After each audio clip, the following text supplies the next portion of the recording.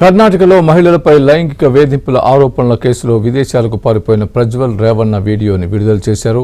మాజీ ప్రధాని దేవేగౌడ హెచ్చరికలతో మే 31న భారతదేశానికి ప్రజ్వల్ రేవణ్ణ రానున్నారు.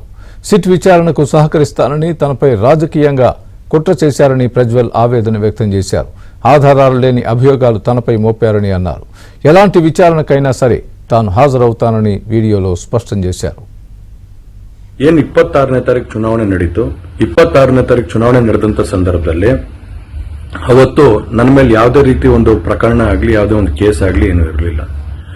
SITನೂ ಕೂಡ ರಚನೆ ಆಗಿರಲಿಲ್ಲ. ಈ 26ನೇ ತಾರೀಕು ನಾನು ಫಾರಿನ್ ಹೋಗೋದು ಕೂಡ ಇದು ಮುಂಚೆನೆ ಪ್ರೀ ಪ್ಲಾನ್ ಆಗಿತ್ತು. ಹಾಗಾಗಿ ನಾನು ಫಾರಿನ್ ಹೊರಟಾದ ಮೇಲೆ 3-4 ದಿನದ ನಂತರ ನಾನು ಯೂಟ್ಯೂಬ್ ನೋಡುವಂತ ಸಂದರ್ಭದಲ್ಲಿ, ನ್ಯೂಸ್ ಚಾನೆಲ್ ನೋಡುವಂತ ಸಂದರ್ಭದಲ್ಲಿ ನನಗೆ ಈ ಮಾಹಿತಿ ದೊರಕುವಂತ ಕೆಲಸ ಆಯಿತು. ಮಾಹಿತಿ ದೊರಕದ ಮೇಲೆ ನಂತರ SITನೂ ಕೂಡ ಏನು ಒಂದು ನೋಟಿಸ್ ಕೊಡುವಂತ ಕೆಲಸ ಮಾಡಿತು. ಆ SIT ನೋಟಿಸ್ಗೂ ಕೂಡ ನಾನು ಎಕ್ಸ್ ಖಾತೆ ಮುಖಾಂತರ ಮತ್ತು ನನ್ನ ಲಾಯರ್ ಮುಖಾಂತರ ನಾನು 7 ದಿನ ಸಮಯ ಅವಕಾಶ ಕೇಳಿದ್ದೆ.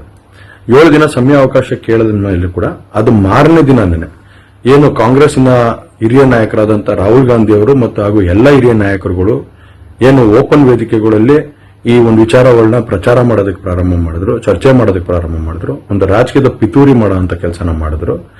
ಈ ಎಲ್ಲ ನೋಡಿದಂತ ಸಂದರ್ಭದಲ್ಲಿ ನಾನು ಡಿಪ್ರೆಷನ್ಗೆ ಹೋಗುವಂತ ಕೆಲಸ ಆಯಿತು, ಐಸೋಲೇಷನ್ಗೆ ಹೋಗುವಂತ ಕೆಲಸ ಮಾಡ್ಕೊಂಡೆ. ಹಾಗಾಗಿ ನಾನು ಮೊದಲನೇದಾಗಿ ನಿಮ್ಮೆಲ್ಲರನ್ನೂ ಕ್ಷಮಾಪಣೆ ಕೇಳಿದೆ, ದಯವಿಟ್ಟು ಕ್ಷಮಿಸಿ ಅಂತ ಕೇಳಿದೆ. ನಾನು కర్ణాటకలో మహిళలపై లైంగిక వేధింపుల ఆరోపణల కేసులో విదేశాలకు పారిపోయిన ప్రజ్వల్ రేవణ్ణ వీడియోని విడుదల చేశారు.